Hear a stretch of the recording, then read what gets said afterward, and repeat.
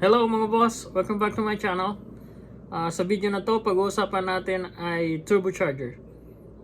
Paano ba gumagana ang isang turbocharger? At yung mga components niya, kung ano yung controls, ano yung mga trabaho ng iba't ibang components na yan, at kung paano siya nagpo-produce ng power. Itong turbocharger na to guys, particular na pag-uusapan natin, ito yung ginawa ko like I don't know, 3 days or 4 days ago. Pinalitan natin siya kasi nasira. Kung napanood yung video ko, yun yung turbocharger na pag-uusapan natin. Itatapon na kasi yun eh. So sabi ko, naisip ko, why not make a video bago natin yun i-dispose para at least mapakinabangan ng mga gustong matuto, yung mga baguhan pa dyan, yung mga nag-aaral. Meron ako mga taga-subaybay, mga estudyante pa lang. So kung gusto nyo guys matuto kung paano gumagana ang turbocharger, sa gasoline to actually sa diesel it's pretty much the same thing, same principle, same basic, but just different design, different application, and different controls. So for today's video, it's about turbocharger sa gasoline engine. Well, lahat na mapupunod nyo sa video ko maybe it's gasoline kasi gasoline tech ako. So kung gusto nyo guys matuto, just keep watching.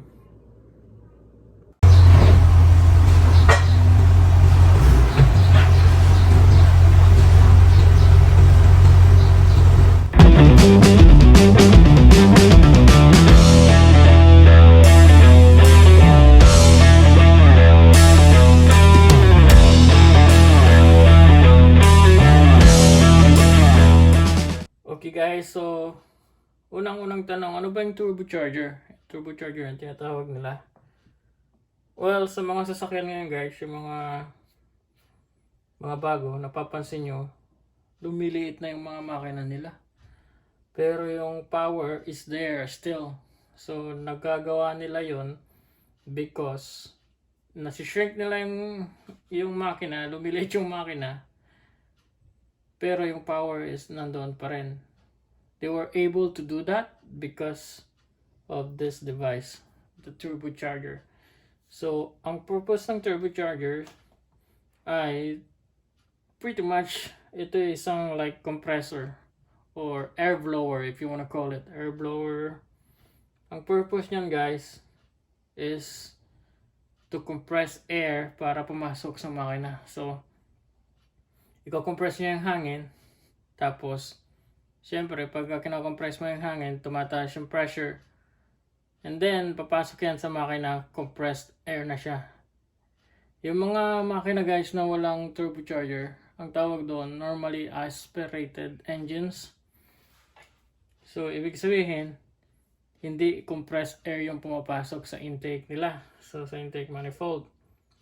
So, kung alam nyo guys, yung atmospheric pressure natin sa sea level is barometric pressure 14.7 psi lang. So ganun lang yung pressure. Atmospheric lang, ganito lang yung hangin na pwede nang pumasok doon sa normally aspirated engines. Yung mga turbocharged engine guys, mas mataas yung pressure. Okay, kasi nga kino-compress yung air papasok sa makina. So bago siya pumasok sa makina, mataas na yung pressure niya. Okay? So, yun ang purpose ng turbocharger guys. It is an air compressor. Simple lang. So, ano ba yung mga components ng turbocharger? So, meron tayong turbine wheel, meron tayong compressor wheel, meron tayong wastegate valve, meron tayong bypass valve, tapos meron tayong mga sensors to sense pressure, tapos meron tayong computer, PCM to control or monitor. So, unang-una guys, sa lahat ng compressor o sa lahat ng pump o air pump, this is also an air pump. So, let's just say a pump. Sa isang pump, kailangan natin ng power source. So, pagka meron kayong electric pump, siyempre, paano gumana yun? Kailangan nyo ng electricity. Diba? In this case, yung air pump natin, which is a turbocharger, kailangan niya ng power to work. So saan manggagaling yung power niyan? Well, ang power niyan manggagaling sa exhaust. So ito yung makina natin. Ito yung makina, ito yung exhaust side. Tapos obviously itong diagram ko is ano lang to. Ginawa ko lang, gawa-gawa lang to. So technically yung turbo is naka-bolt onto sa exhaust manifold. So naka-bolt siya doon. Okay? So yung turbocharger, yung exhaust side niya naka-bolt sa exhaust manifold ng makina. So meron nga palang dalawang side yung turbocharger guys ha. Yung exhaust side, yung naka-red, tapos yung intake side. Okay? So yung binubugang exhaust ng makina, yun ang nagpapaikot dito sa turbine wheel. Makikita nyo guys sa may tear apart natin itong turbo na nandito sa likod ko ngayon. Yan yung magpapaikot dito sa turbine wheel na yan. Ngayon yung turbine wheel na yan, may shop yan. Papasok dito sa body niya. Tapos doon sa kabilang dulo, sa intake side, yung green. Ayan. May another turbine, meron siyang compressor wheel na tinatawag. So yung turbine wheel nasa exhaust side, yung compressor wheel nasa intake side. Connected sila yan guys, meron niyang rod. So pag umikot to, iikot din yun. Di ba? Kasi connected yan. May bearing yan, tapos mayroong cooler, mayroong oil, tapos may coolant. Kailangan kasi yan ng oil, tsaka kailangan din palamigin. Kasi umiinit yan ang husto. So back to this diagram. So exhaust, papasok dito. Halimbawa, pasok yung exhaust dyan. Exhaust. So, hina-harness natin yung exhaust gas na yan na lumalabas sa makina to force it through this turbine. So, gagawin ko guys ngayon, let's say nasa full boost. So, kasi may wastegate. So, i-close ko lang muna yung wastegate for now. So, let's say may wastegate valve tayo dyan. Tapos, under heavy load tayo. So, kailangan natin ng power. So, ang mangyayari dyan guys, so yung exhaust na lumalabas dito sa exhaust manifold natin, wala siyang way out kundi kasi binarahan nga natin yung daan niya dito, which is the wastegate. Binarahan natin. So, wala siyang way out kundi pumasok dito dito lang siya pwedeng pumasok. So by doing that, we're diverting air para umikot tong turbine na to. Pag umikot na yung turbine na yan, syempre umiikot din yung wheel dito kasi isa nga sila, di ba, connected. So by diverting the exhaust flow through the wheel, we're able to turn the turbine wheel. And syempre, pag pumasok na yung exhaust dyan, lalabas na siya dito. Ayan, exhaust na siya. So, bago siya lumabas ng exhaust pipe, pinaikot nyo muna yung turbine wheel natin. So, pag umiikot yung turbine wheel natin guys, connected siya diba sa compressor wheel. So, iikot din yan guys, diba? Iikot din yan. Ngayon, yung air intake, ito yung air filter natin. Yung intake, diretso yan doon sa dalawa yung butas niya. Yung intake side, tsaka yung isa papunta doon sa makina. So, air intake muna from the air filter, pupunta doon sa turbo. Tapos, since umiikot yung turbine natin na mabilis, i-compress niya yung air. Tapos, yung air, pag kinocompress natin guys yung air, nga pala, umiinit yan. So, tumataas yung temperature. At ayaw nating tumaas yung temperature pagdating sa makina. Kasi magkakaroon tayo ng problema, knocking, and all kind of problem. So, air intake, papasok niyan yung hangin. Yung 14 PSI dito, 14 PSI pa lang yan. So, yung normal aspirated 14 PSI pressure, papasok yan sa compressor side ng turbo. Ngayon, i-compress natin yan. Since umiikot yung turbine, i-compress natin yung hangin, di ba? Papump natin, so mako-compress yan. Tapos, pagka na-compress na yan, tuloy-tuloy lang yan. So, yung 14 PSI natin na pumasok, maybe, I don't know, depende sa setup nyo, plus 7 PSI or plus, I don't know, 10 PSI boost. So, yung 14.7 PSI natin, maybe naging 21 or 22 or whatever, kung ano yung setup. Okay? Na calibrated ng PCM. Pag magpa-size setup na yun, hindi naman siya tataas ng ganun, di ba? So, 14.7, naging paglabas niya dyan, nagiging, let's just say 7 PSI. So, 14.7 times 7, plus 7, so, after niya ng, sabi, kinompress na, dito na. Tapos may yung isang tubo niya guys, pupunta na sa cooler. So, in this line, pagkatapos ng compressor, yung 14.7 na yan. So, let's just say, sulat natin.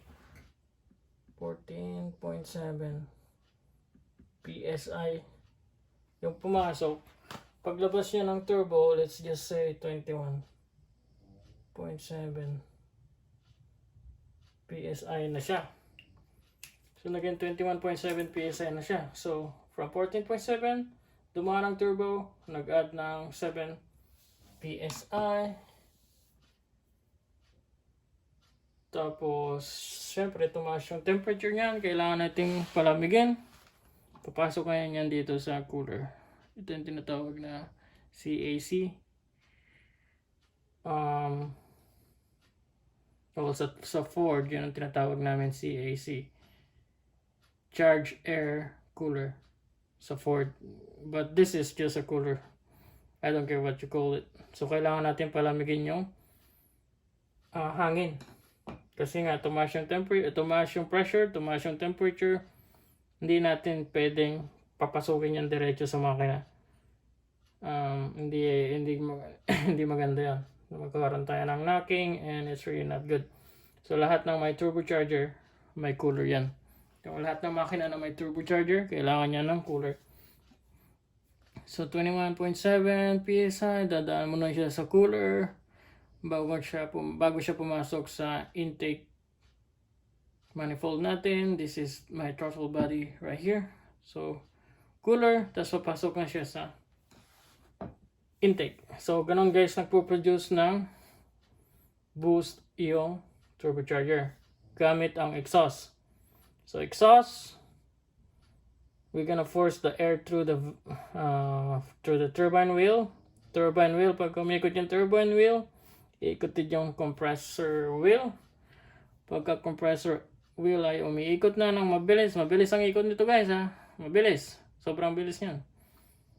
So yung 14 PSI na pumasok na makina na hangin, dumaan sa compressor wheel natin. Kinompress niya 14 PSI. Dinagdagan niya ng 7 PSI. Let's just say 7, whatever. But it's always gonna be more than 14.7. So, let's say, nag-add siya ng 7 PSI. So, naging 21.7 PSI pumasok. Tumaas yung temperature. Kailangan nating palamigin bago siya papasok sa makina. Okay? So, yun yung general kung paano gumagana ang isang turbocharger. Ngayon, wastegate valve naman tayo guys. Ang purpose ng wastegate valve guys, ay computer controlled mo. Dito sa particular turbo na ginawa ko, computer nagko-control ng wastegate valve. Depende sa load, tsaka depende dun sa gusto ng PCM or ng driver, whatever. So, high load, depende yan doon sa driver input. But yung PCM na nagko-control. In this particular one, it's actually a vacuum controlled wastegate valve. Okay, so like I mentioned earlier, diverter lang siya. So pagka-close yan, completely shut close, yung exhaust ay mapo-force na dumaan sa turbine. Yan, pag naka-idle lang kayo, yan, partially ano lang yan, partially close lang yan. Partially close lang yan. So, pagka naka-idle lang, yung exhaust, since may friction, may ano yan, may resistance yan, di ba? So, yung exhaust, dadaan lang siya dyan. Most of them dadaan dyan. Kaya hindi kayo magbe-build ng boost. Pagka nakabukas yung wastegate, hindi kayo magbe-boost na hindi iikot yung turbine nyo ng mabilis. Iikot lang yan, pero it's not enough to create boost. So, hindi yan iikot ng mabilis. So, hindi kayo magkukompress ng air pagka naka-open yung wastegate valve nyo.